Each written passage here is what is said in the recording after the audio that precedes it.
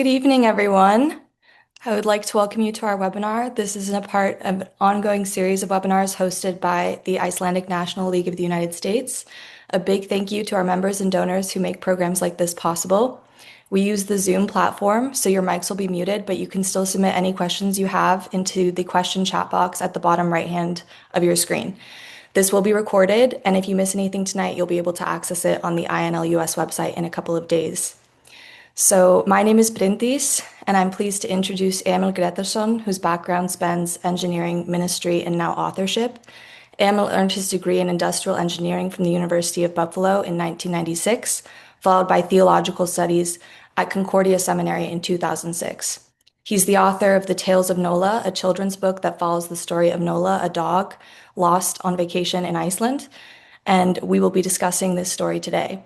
This is especially timely as we enter the Icelandic season of Jólabókaflóð, the flood of books, which is a December tradition in which books are exchanged as gifts throughout the Christmas season. And we're delighted to have him with us. So thank you, Emil. Thanks for having me. So I wanted to start off with some questions about you. So can you tell us anything about your personal connection to Iceland? I could probably spend the next hour just talking about that. So just stop me when we need to move on. But I have a pretty strong connection. My dad was born and raised in Iceland. And as a result, I had grandparents, I have cousins, and I mean, I'm related to almost everybody there, just like you are. And that's why they have the Icelandic right? So, spent a lot of summers in Iceland. My first summer there, I was probably about 10. I think I was about 10. And then it was almost every other year-ish. So there were a few years in a row there where I think I spent the first summer and then a Christmas. We were there for Christmas.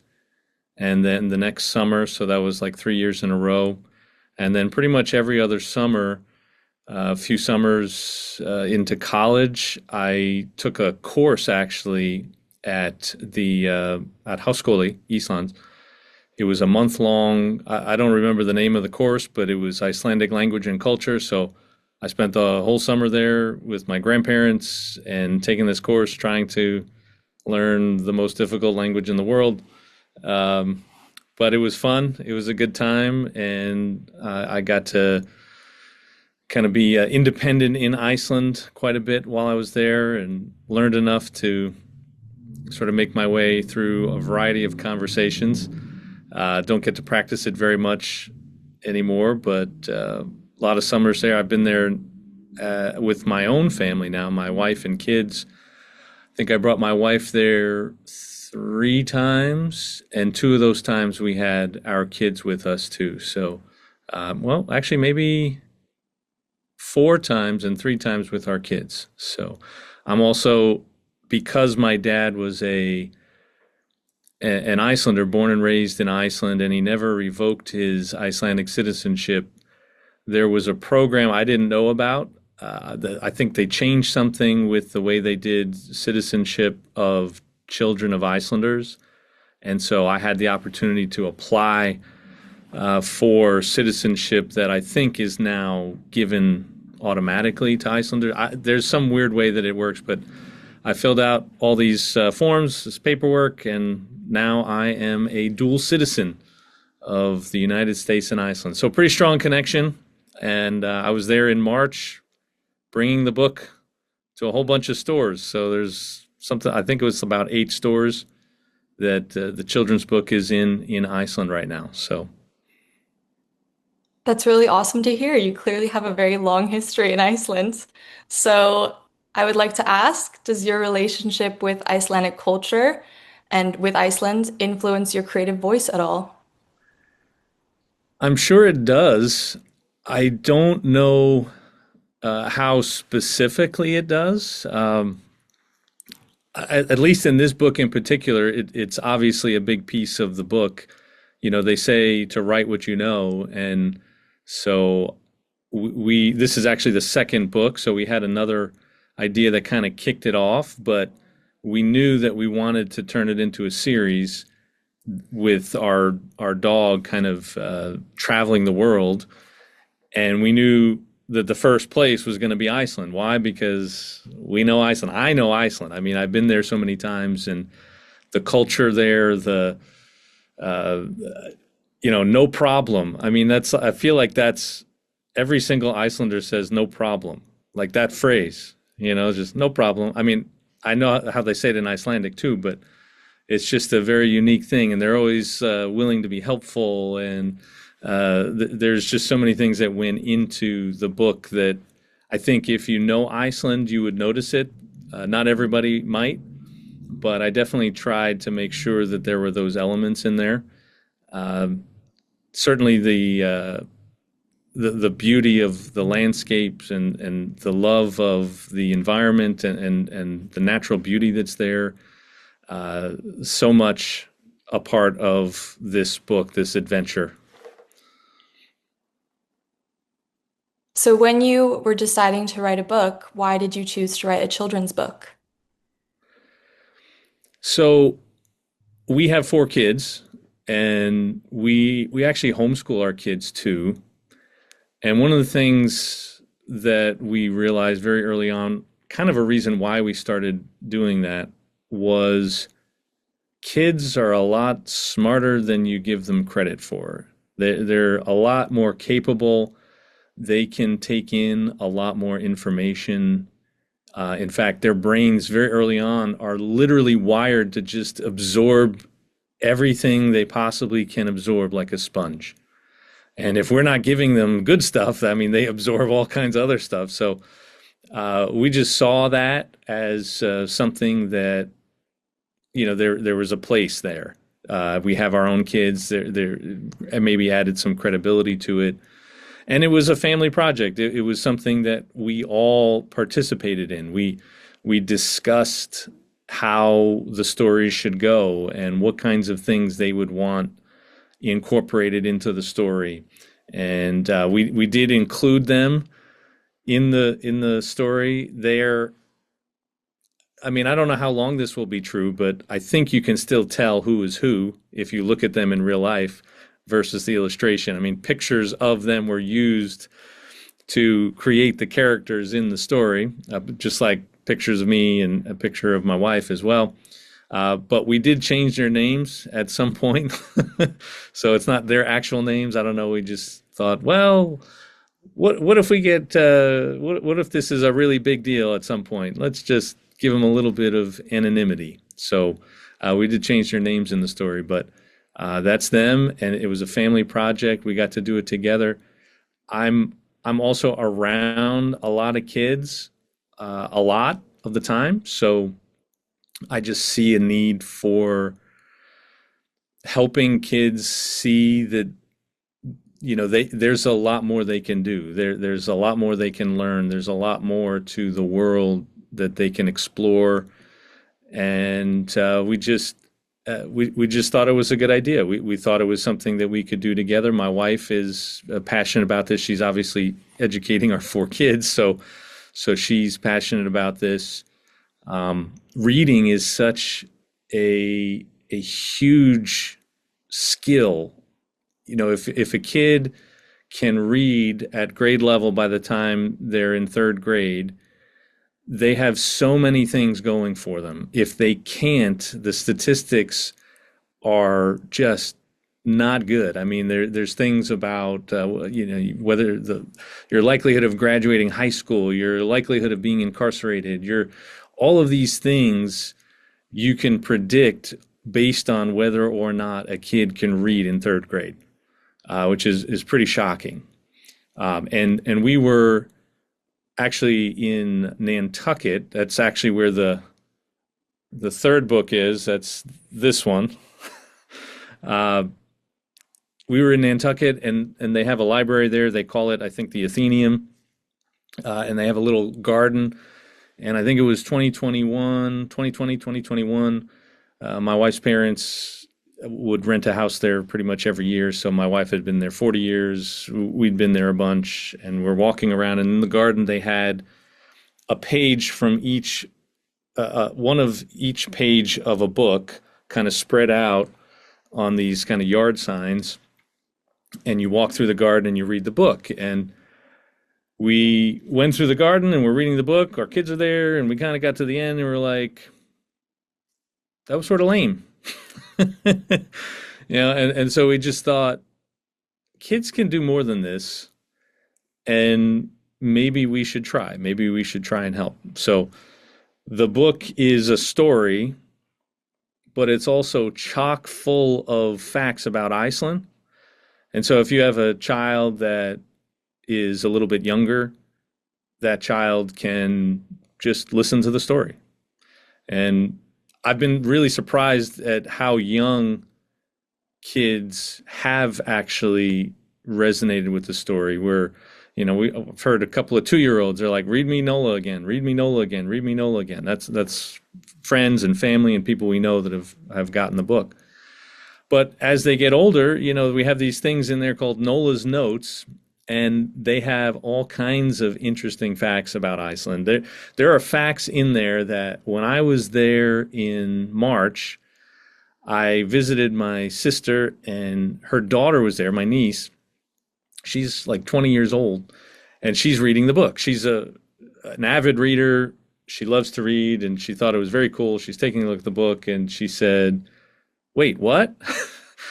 So there is a fact in there uh, about Geysid and Strókur, right? So when you go and you see the geyser, you think it's Geysid, but it's not.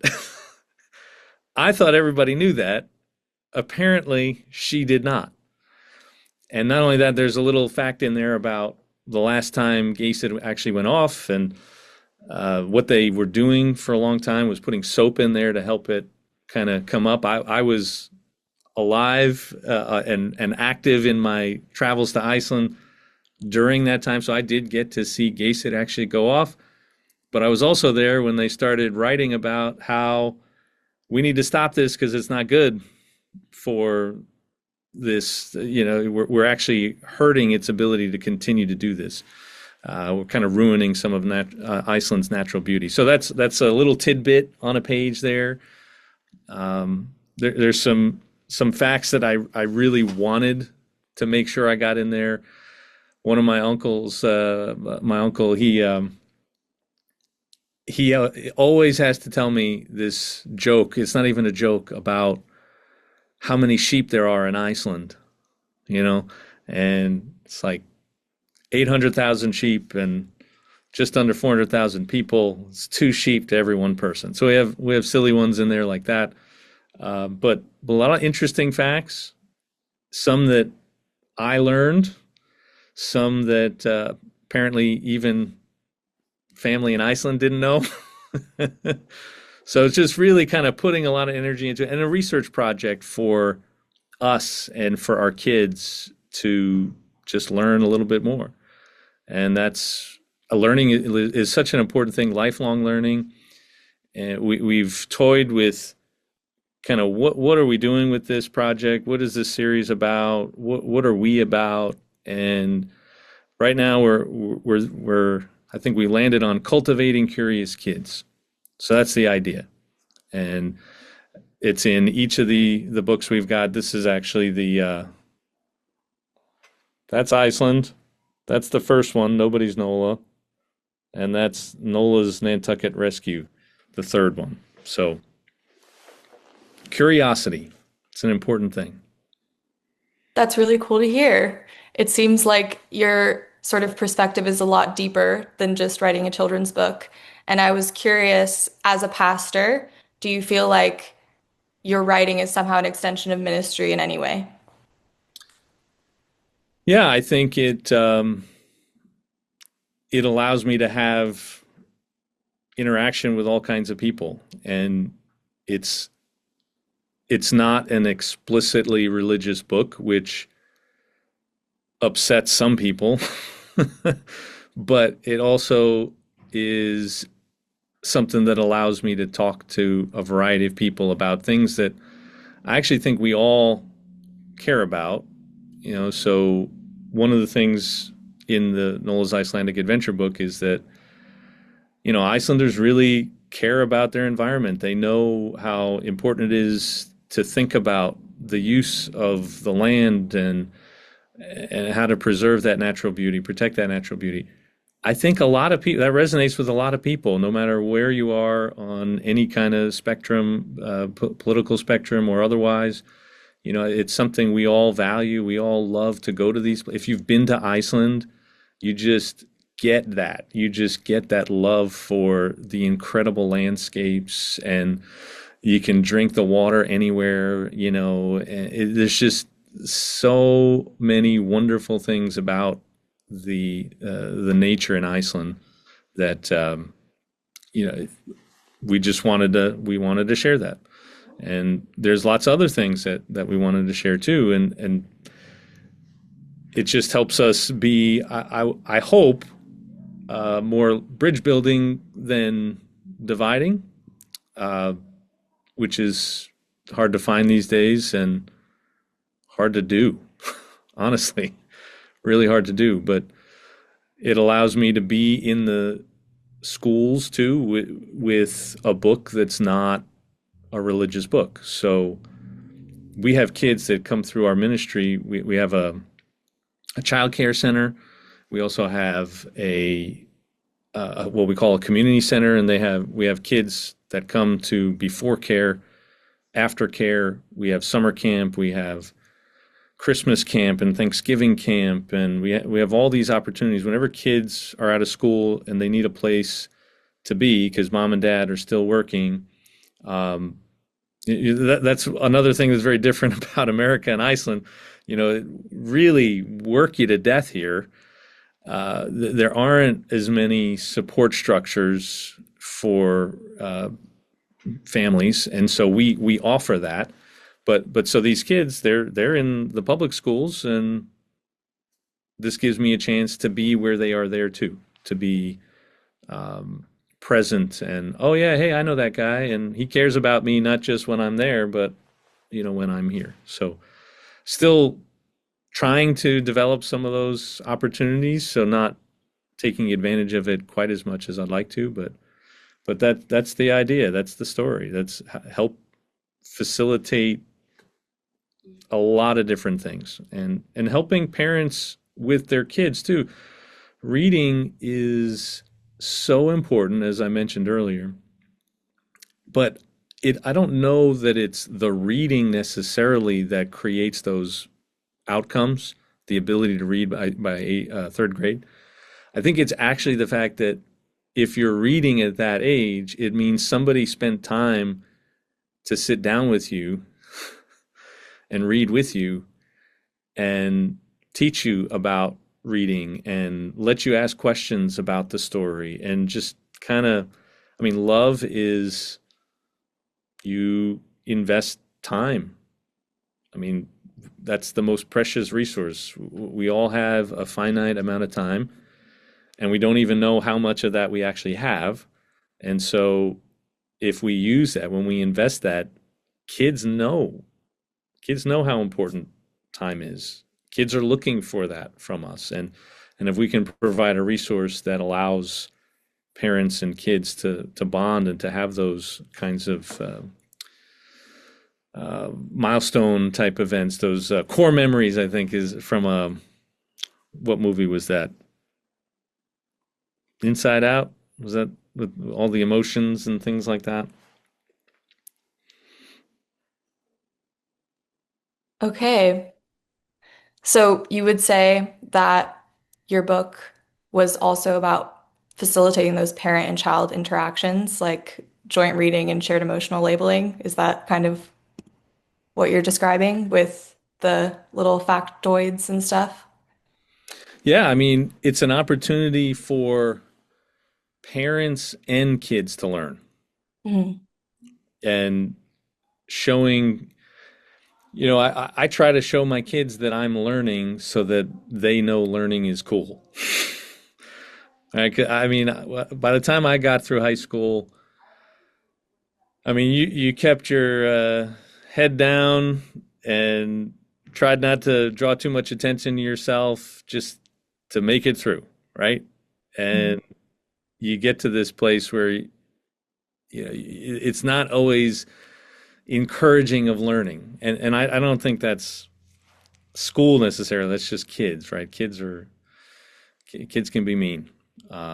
Peer pressure. We're all trying to learn about who we are and find out if we're somebody, try to be somebody, right? And so I wanted to make sure they knew that learning was something I was still doing and that it was cool no matter what anybody else said. And you got to do this.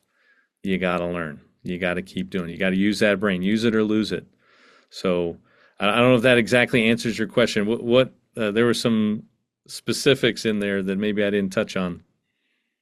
Um, no, I agree with you how you were saying that the parents, there's like a confounding variable that parents are actually encouraging learning in their children. And I think that that's really awesome that your book allows both parents and children to learn together. But speaking of learning, what are the core lessons that you hope the children reading this book are learning at the end? So we mention it a few different times, but not always directly. But the idea is that, I mean, one of the Nola notes in there is that, Iceland is the greenest country on the planet and all of the ways that they are trying to use renewable energy sources. But there's also a few spots like with the Geysir pictures. Those I think there's two full spread pages on that where the fact about how they were putting soap in and it wasn't really doing the right thing for the environment and they stopped it because they were so concerned about it. There's another spot where Nola is admiring just how beautiful everything is, and uh, there's mention of they really care about this place and they take care of it, right? And which, where I live now, I live just outside of New Orleans, and if you know anything about New Orleans, it's Mardi Gras country, and most people associate Mardi Gras with beads and, well, uh, activity that gets you beads, right? But that's actually such a small. I mean, you have to go to like a certain area of New Orleans and a certain part of the route to really get that. We are in a town outside of that, in the suburbs, kind of outskirts of the New Orleans area, and these are family friendly events. Actually, it's everybody lines up every one of these parades, and they are just throwing garbage everywhere. I mean, they buy these tchotchke little, quarter 50 cents, a dollar a piece, or maybe a dollar for 100 of all these little kitty type things, bouncy balls, weird, plastic glasses, all the little stuffies that, maybe they're a little bit more expensive, but it's all getting tossed out of these floats on the parade route. And kids and adults are there going, oh, the phrase is, throw me something, mister. That's the line, right? You're trying to get them to throw you the junk. Afterward, I swear at least half of it is on the ground, and they do a pretty good job of cleaning up afterward, but I think it's just that, um, that activity that is celebrated, that this throwing stuff, and it creates kind of there's just not as much concern for it, for picking up trash. I mean, my wife one time, she was telling me they were stopped at a red light. They're driving, and the light turns green before the car in front of her drove through the traffic light. They opened their door, they took their big garbage bag, like a big bag full of McDonald's, all the garbage, and they put it on the ground, they closed the door, and they just kept driving. So the value for that kind of thing is not as high here. So that was another reason we wanted to highlight that. In fact, we may end up doing a book specifically about keeping Louisiana beautiful.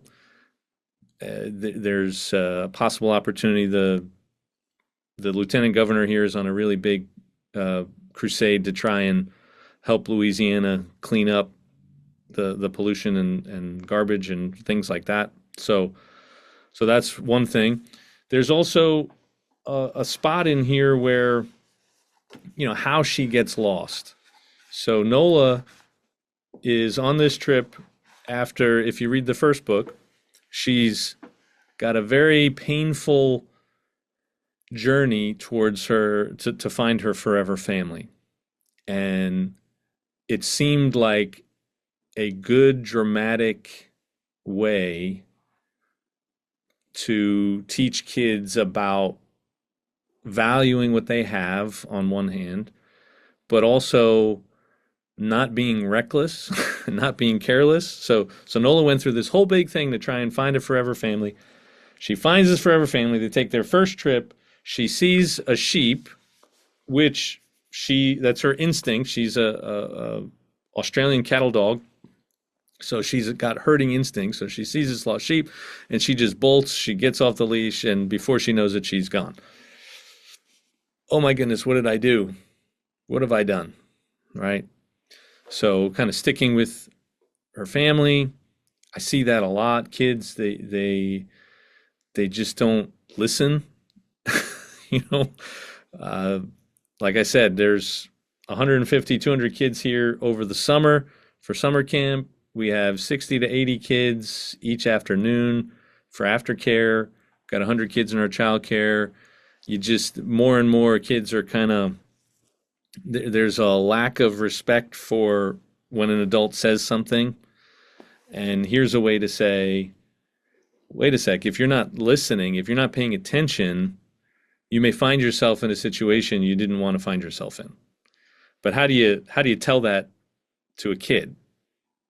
I mean, they're asleep halfway through what I just said. They're all, can I play a video game now? I mean, so you have to tell a story. You use a story, a dog that, if they had a chance to read the first book, they know has this rather emotional journey, and now all of a sudden, in just an instant, not listening, not thinking, just running, right? And that happens near Gullfoss, which, if you've been there, I mean, there's some pretty steep cliffs there too. You don't want to just start running. So I think those are the big stories, big lessons to be learned there. And of course, always education and learning about Iceland and celebrating with ice cream. I love ice cream, and apparently I come by it honestly because I'm Icelandic. So Yes. So, do you think that the Icelandic ethos, or like these Icelandic sort of values about nature and about art, do you think that will follow Nola into future books? I hope so. Um, Especially, I mentioned the sort of helping keep Louisiana beautiful. That's one of the things that we want to do. Louisiana, of all the states, should have should know just how important the environment is. In fact, you find a lot of people that you'd be surprised, based on some of the other things they say, that they do actually kind of care about the environment here, because they are so closely connected to it. I mean, the fishing industry, shrimp, crawfish, big industry here. Oysters, like in Iceland, right? I mean, fishing is a huge thing in Iceland, a huge part of their economy. But also, if we want to attract people, again, the lieutenant governor, he's in charge of, I forget his title officially, but it's something about tourism. He's head of the tourism board, something like that. And there's so much beauty in Louisiana. We should highlight that, and we should work to make sure that it's all that it can be. So, a lot of wildlife here, just some really, really good things. And yeah, I do hope that that carries through. I don't know if that's going to be every book, every story, but there's a little bit of it in the Nantucket Rescue book, but not directly. I think there's an animal that needs help there, so that's sort of as close as it gets to. But that's her actually responding to being so well cared for by her animal friends in Iceland that she wants to help. And I also wanted to ask, what have been some of the most meaningful reactions of your readers to your book? Well, I mean, I think anytime you put something out there for the world to see and judge, it's always a little nerve-wracking. And I think there's been plenty of people that have had very positive responses to it, but there have been a few that, one in particular, I have a cousin in Iceland. I actually stayed with him and his family when I was there in March, and uh, he believed in the book. He was sort of pumping me up like, no, this is a really good book and it should be in the stores here. Go get them, like go after this. And his son is, I believe, 3 or 4, maybe he turned 5. And he really enjoyed the book. And this was again when he got the first book, and he was telling me how at like 2 years old he just wanted to read Nola again. He wanted to read more about Nola. And this was an Icelandic child in Iceland with an English book. So maybe my cousin was doing an excellent job translating or something, or embellishing and telling a story. But when I was there, he knew Nola and he really enjoyed it and wanted to read it. And so we sat down and we went through it. So again, now not just him with his dad, but with me, this distant relative that may not get too many opportunities to sit down with him. So that's one for sure. Um, but anytime, I think you can tell when people are being nice. I don't know. I think I can. Maybe I can't.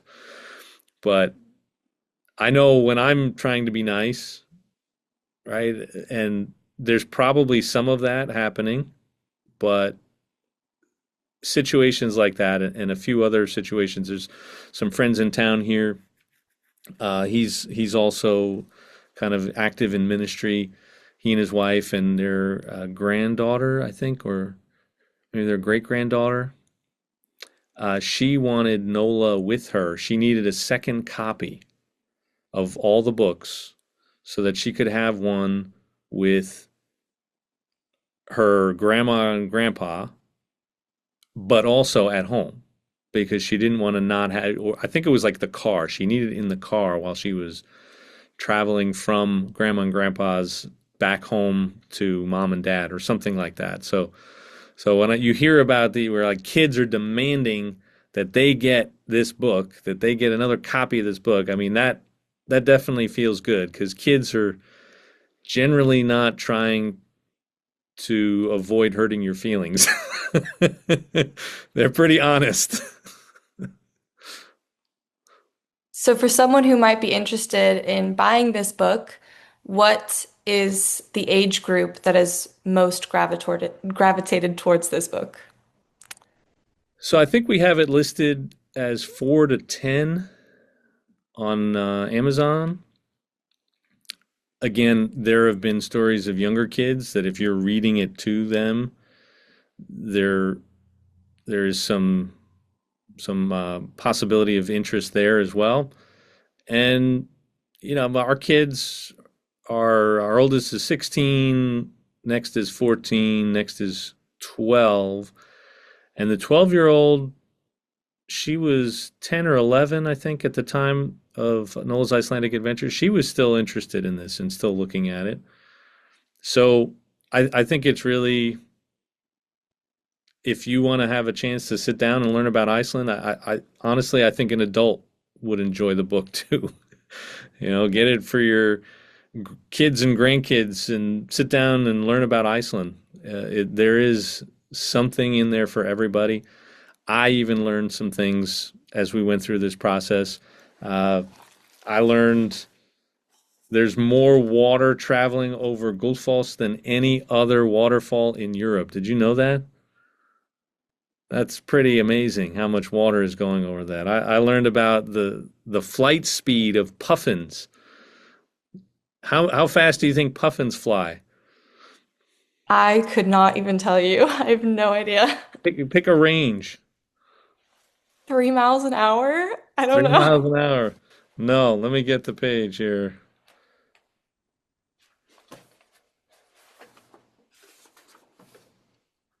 55 miles per hour. Wow. Can fly up to 55 miles per hour. And I think that's mainly when they're trying to get into the water. Yeah, But yeah, there's that's pretty there's impressive. something in there for everybody. Awesome. Um, are there themes that you hope to develop further in subsequent books, or are there any countries that you have been suggested to explore by readers or parents? I think Australia is nearest as Mhm. a foreign country because one of our kids asked for it and one of our readers emailed us and requested it. We actually have something at the back of the book that says, "Hey, where do you want her to go next? Let us know." There's actually been a surprising amount of interest in Japan. Mhm. Um, I think we heard about Paris as well. We've talked about other places in the United States. I'm originally from Long Island, New York, so New York City is a possibility.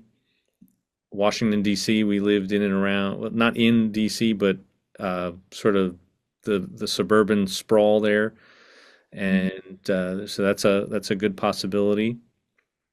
But that's as far as Iceland. I have actually thought that because it's already in stores there, and there is that. I mean, I know Iceland. I'm Icelandic, and that we should do more with that. Possibly about the puffins. So there's the rescuing of the puffins every year. I think we're past it now. It's usually what, September, October, something like that. Mhm. And maybe there's a story about that where Nola is she learns about some crisis. Her friends who helped her, the puffins who helped her in this book, send word to her that they need her help now, and she takes a trip to Iceland and helps them out. Something like that, and teaching kids about that whole process of saving the puffins, rescuing them, getting them towards the water, not the bright lights of the towns and cities. So, so that's one for sure. Um, I see something here in the Q&A about the 13 Santas or Vikings or glaciers and volcanoes. I think those would all be really interesting ideas to explore for sure. And I guess we'll go where the market is, right? I mean, if Nola's Icelandic Adventure outsells all the other books, we better come up with some more stuff about Iceland. Right? Yes, The readers will tell us. They'll just have to demand more Icelandic material, and we'll just have to deliver it. So nice. Very exciting. So, after completing your book, has your perspective on writing or publishing books changed at all? How was that experience like? it is a unique experience. Um, it's definitely changed. You don't know what you don't know. So you just get into it and you think, I can do this, and you can, but it's just a lot harder than it seemed at the outset. So it takes quite a bit of persistence, and the the hardest part really is spreading the word about what you've done, uh, because very few people are willing to help you promote yourself. So I'm very thankful for your mom who's gone out of her way to really try to help me and my wife and with our project here, that there are very few people that will do that. So you really have to be on top of it. And for us, it's not our primary source of income. It can't be. It's not what we do first every day. And so we have to kind of be intentional about, I mean, we could probably have written another 10 books if we had the time and the resources to really put it together. So uh, it's a difficult process. It's a good process.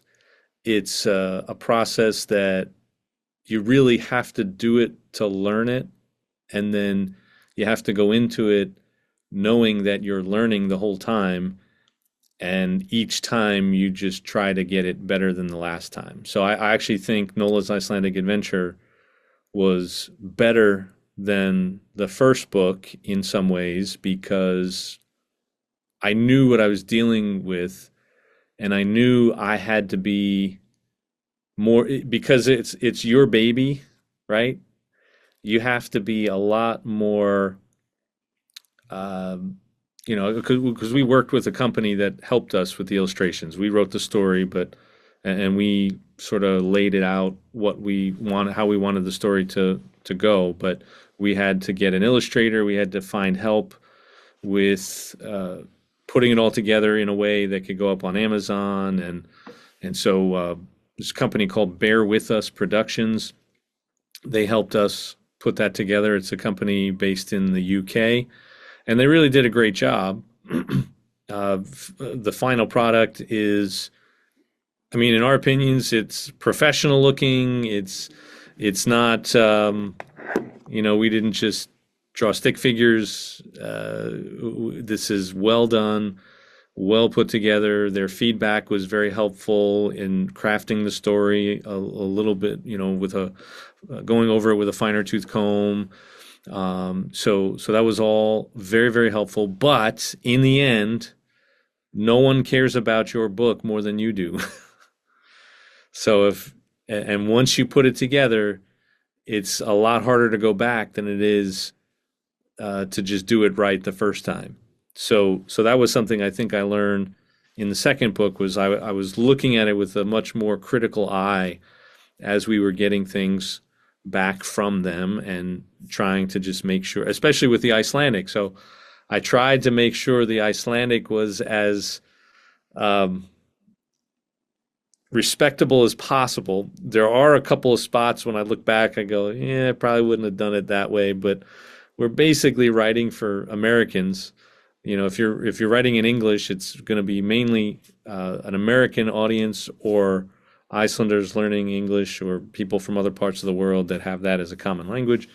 And the way I transliterated or tried to help them pronounce Gullfoss was maybe not the best. There's a couple of accents on letters that weren't, but then in the end, you gotta just go with it. You can try and perfect things to death. So ultimately, getting the core things down, and then eventually saying, you know what? I can't let perfection be the enemy of the excellent. We just have to go. We just have to do this. So, and then it comes to promoting it, and that, like I said, that's the hardest part. And it was actually really challenging to get the books in stores in Iceland initially, but that whole process this was another reason why we wrote about Iceland first. I can go there. Iceland is like the biggest small town on planet Earth. It's just it's just a very unique and special place. And people are very proud to be Icelandic, and they're proud of their nation and the land and their culture, and it's just such a and not in a nasty way, not in an obnoxious way. It's really uh, very, very inspiring. But because it's the biggest small town on earth, and because I have people I know there, I said, okay, so I can sort of wade my way through this process of trying to get it into stores there. I have an Icelandic name. My whole name is Icelandic. I dropped my boarding pass in the airport one time, probably about 20 years ago, and they're making this announcement repeatedly in the airport, but it's in Icelandic, and so I'm not really paying attention to it. And then finally I realized, wait, I think that's someone saying my name in Icelandic. And I went to my pocket and I went, oh my goodness, I don't have my boarding pass. It's probably, I got to go get my boarding pass. So, so I have a way to, I know people in Iceland. I can understand the language. I could speak in the language. I could walk up and down the street. I'm familiar with it. So we did that. And there's actually an honorary consul here in the New Orleans area, Greg Bierman, and he was actually really helpful in making that happen. He connected me with I think it's Business Iceland, and that connected me with some publishers in Iceland, and they weren't able to actually take the book themselves and publish it there, but they would put it in their stores. And then, okay, they send me to the manager of the store. Well, how do I get in the store there? Well, you need a Kenetala and you need a bank account. And so I said, okay, now that I need a Kenetala and a bank account.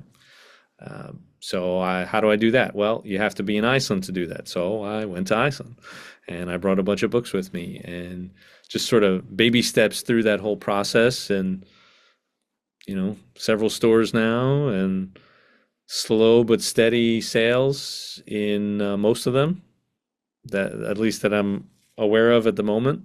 But that was a fun process, an interesting process, and probably why most writers prefer to go the route of a traditional publisher, because those are the things that they really, they find the audience for you.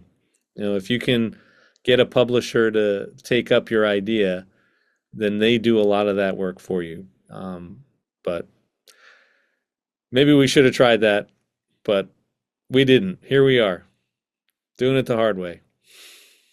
That's very Icelandic of you.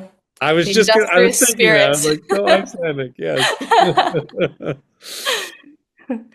Well, there was a message in the chat that was asking if the book would ever be translated into Icelandic or other languages.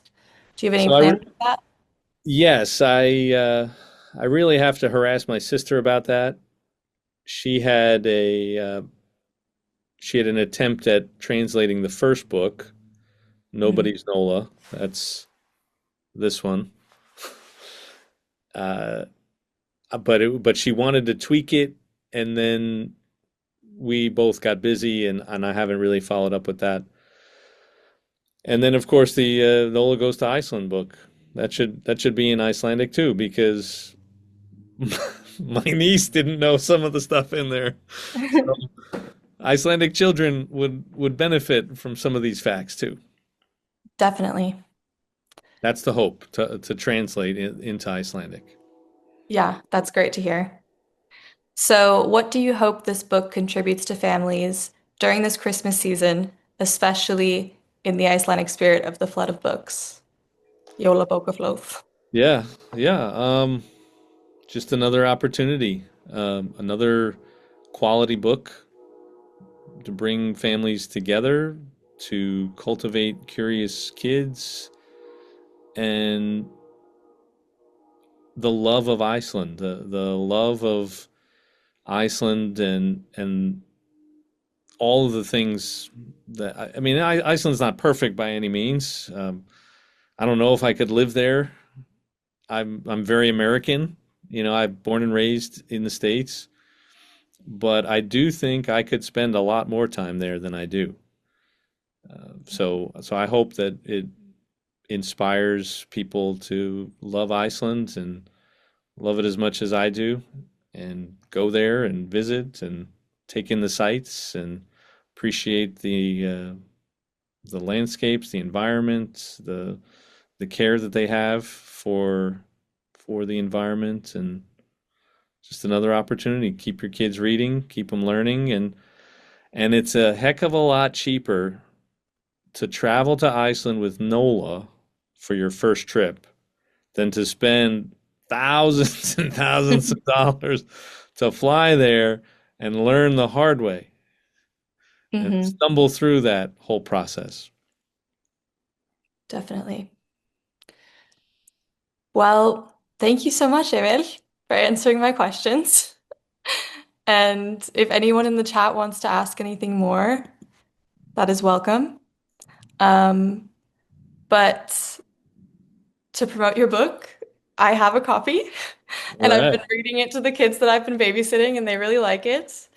So, So you should have contributed, when you were asking me about feedback and everything. yeah, What was the most meaningful ones, and um, what do they say? Give it to me straight. they're quite young, so they really like the dog. They really like the interactive pictures, and I'll like sound out the animal noises and stuff to kind of engage them. But I think it speaks to the fact that a lot of age ranges can enjoy your book. Um, and it is really interesting to read all of these facts that I also didn't know, and I've lived in Iceland, so yeah. There you go. See? So I wasn't lying, everybody. See? This is God's honest truth here. Yes. Well, I don't see any other questions in the chat. So, Anyone else from the panel?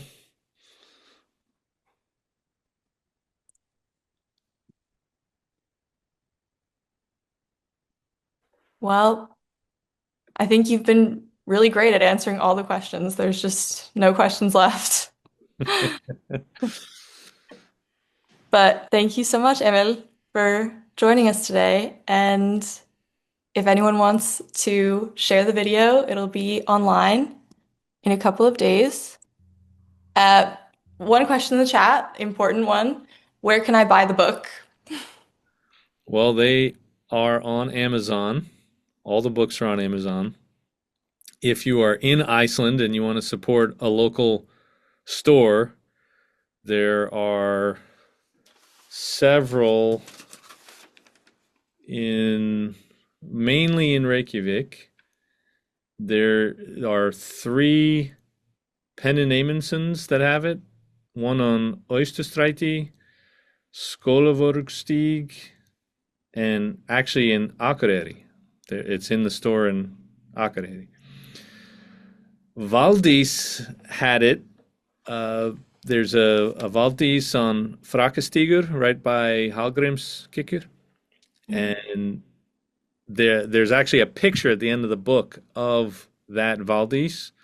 So uh, Anna Svava is the owner of Valdís, and she said, "Oh yeah, definitely we'll put it in there." I think she's out of books. I don't know if she was still wanting to have them there or not. Uh, there might be some there. The Litla Jólabúðin had several that I brought. Uh, Mm. Bræðurnir Eyjolfsson, the old bookstore, Gamla Bókabúðin, that's just off of Laugavegur. Um, there's a Nordic Market that had it. There's like four stores called Nordic Market, I think, in downtown Reykjavik. So Okay.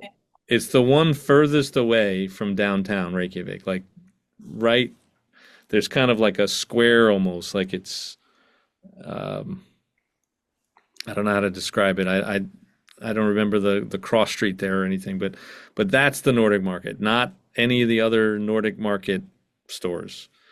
Mhm. And is a publisher in Iceland. They have a bookstore down by the harbor, the docks there where all the boats are.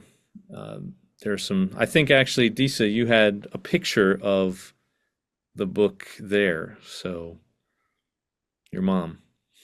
Nice. Very accessible. We have one last question as well. What does the name Nola mean? Nola. Okay, so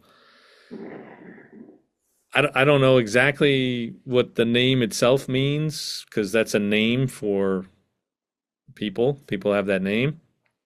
But we got a phone call the end of August 2020 from somebody who had a dog that they couldn't keep. And this guy was asking me if I wanted this dog. Oh, somebody told me to ask you because, you and your kids wanted a dog, right? Hey, I have one. And I didn't really want a dog. uh, I have four kids. I don't need another kid, and you have to take care of this dog, and which is actually kind of what the book is about. Dogs are a responsibility, and that's sort of why she gets bounced around a little bit. But so I go to my wife that morning and say, "Hey, this guy called me, a friend of ours. He wants to know if we want a dog." And she looks at me and she says, "Well, I was thinking that if we ever got offered a dog and it was a girl, we would call her Nola because we just moved to the New Orleans area." So I said, "Oh, I can't fight this. She's already got a name picked out for the dog. I am done. Okay, we're getting a dog, I guess." But Nola for us is New Orleans, Louisiana, Nola. So the first LA. Not Los Nice. Angeles, but Louisiana. That's the postal abbreviation for Louisiana. That's definitely what I think of when I hear LA is Louisiana. But it seems like it was meant to be. So that's really cool. It was definitely meant to be, and we Yeah. love her. She is a unique dog. She is not um, a cuddly dog. Like I mean, she is sometimes, but then as soon as you give her the cuddly stuff, she's like, "Okay, I've had enough of you." Like almost like a cat. You know how cats are Mhm. kind of like that, right? Like dogs and cats have very different personalities. She's kind of more like that. Like I come home and she wants to see me and I'm like, "Okay," and I start petting her and then she's like, "Oh no, I don't want you anymore." Like just like this weird, she has to be in a mood and it was Yeah. actually sort of what inspired that first book. The first book was we kind of felt like her personality was that way because of the experiences she had before she was really old enough to be bounced around. She should have stayed with her mom probably for like, I forget how long they're supposed to, 12 weeks, 10 weeks, something like that, but maybe longer than that. But she was much younger than that, being moved to places that ended up not keeping her.